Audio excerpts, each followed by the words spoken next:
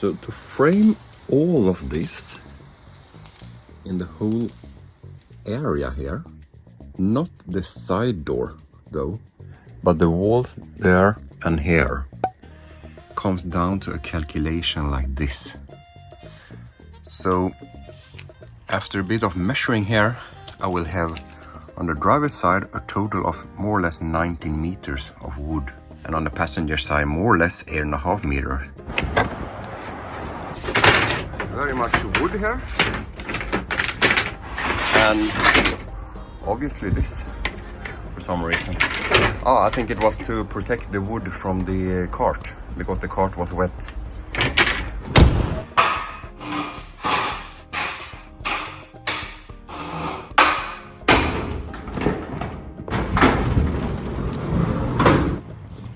I wanted it to be maximum 12 millimeter thick. So this is like 180 and the longer ones here are 240. And then I'm going to go with this. It's a primer, and that will prevent it from like mold and other shit. I've seen people go with like this, like 90 something, and I'm like, what? Are we building some kind of Amish house here, or what's going on?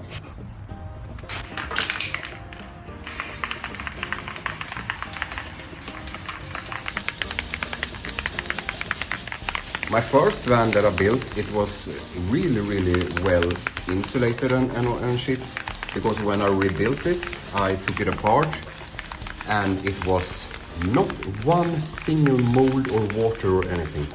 It was really good. So the price for this more or less 30 meters was 60 euro, but I got a discount, so I paid 45 for this.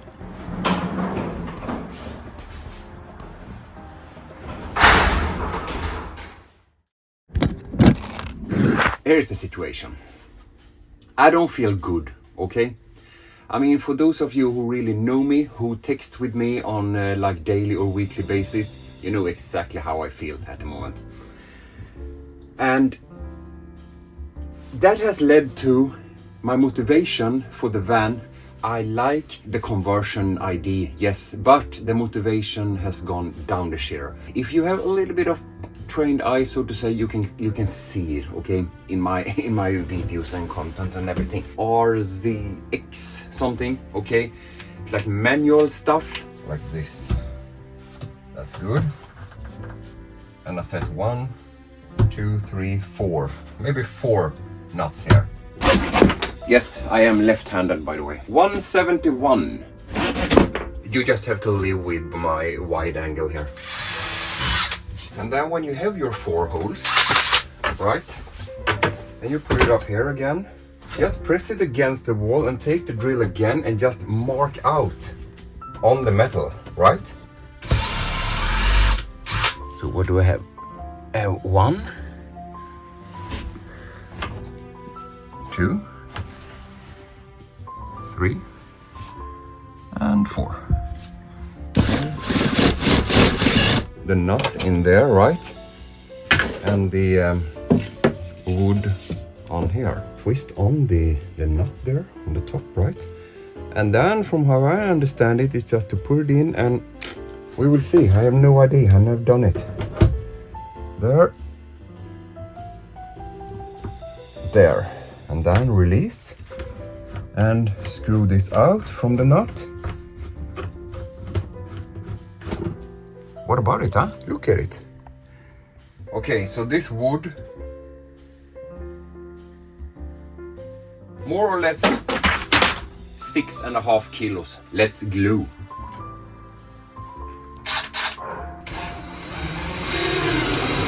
Ladies and gentlemen, check it out. So, bolt, another one, and the last one.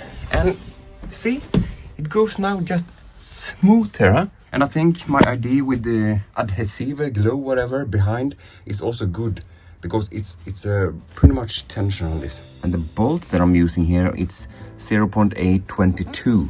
The reason I went with 22 is because I don't need longer.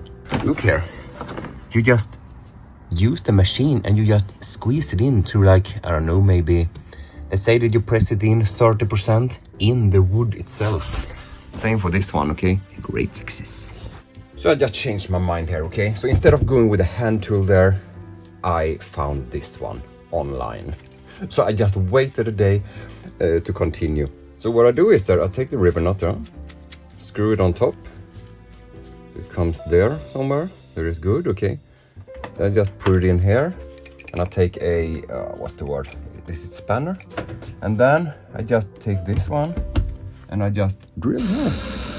The machine. Nice and easy. There, I can feel when it's like stuck. And there it is, okay? I need to get rid of that one as well, like that. So then it's dingling here. And this is what I'm talking about, right? The wall comes here, the multi-cable goes right behind it. So I'm going to save these cables, this one, take the lamp off, and that one. Because it powers up the lamps, whatever, when I open the back doors or the side doors, and it's a nice function to have, huh? Not necessarily with this one, but I mean, I can drag the cable down here to have some like cozy lamps, or especially here, you know, like in the, where I walk in and out. So it's just... And then to take the clip off from the like multi-cable here, I mean, I have seen people joiking here, okay? Completely retarded, okay? So just take it here, because you're not going to use it anyway. Just cut on the top, like that, and the clip comes off. Instead of, you know, in between the cables, maybe you cut one off, and there you have another half an hour. Over there, up there, and in the back, and also, of course, behind me. And check this out. This is what is left. And then we are talking bed, right? With these ones. It's super common in van life to use this one, the Skarva from IKEA. IKEA, not IKEA, okay? But from here, like from there, okay? It's 120 here, right? And that is my first plan. There's my first plan, to just have the bed, you know, come in here, and then to go to 120.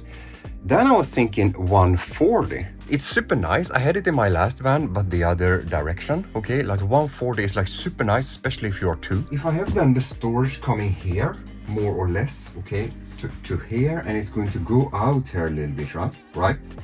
It just feels like the kitchen area is also going to be like super, even on screen, even on your display at the moment. If I move this back to 120, which is here, you see, it just feels much more space. Even though it's only like 20 centimeters, feels like a meter, you know? And 120, okay, it works fine also, right? Just need to sleep closer. I'm going to attach it with this, okay?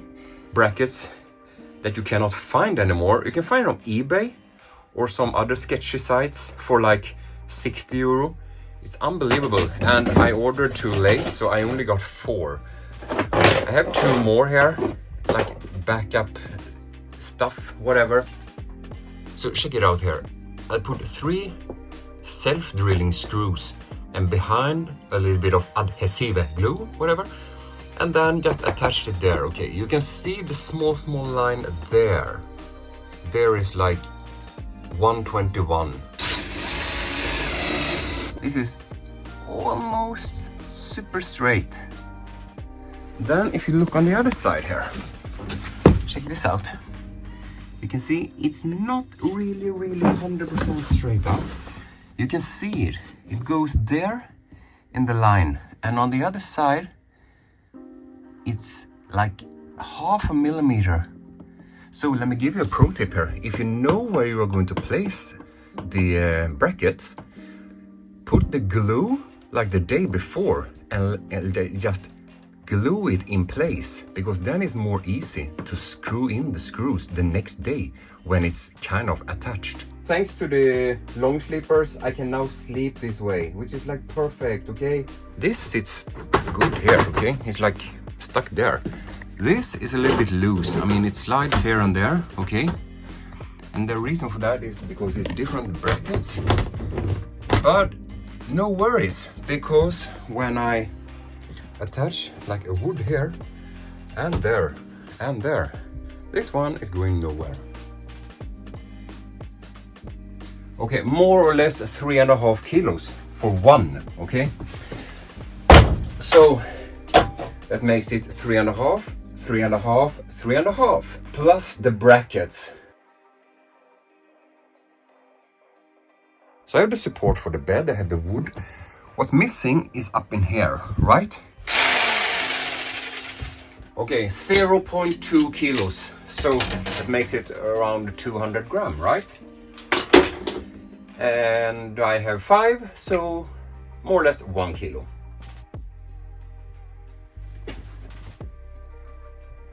Here is good. And then more self-drilling screws here.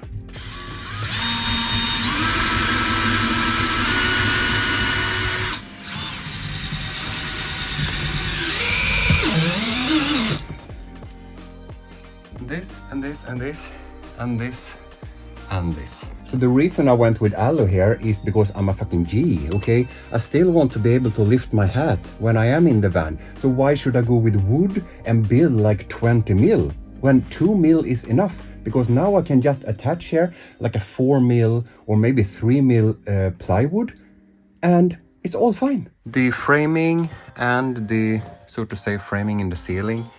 What I'm going to do now is that I'm going to cover up everywhere where you see the white here with like more insulation, like this.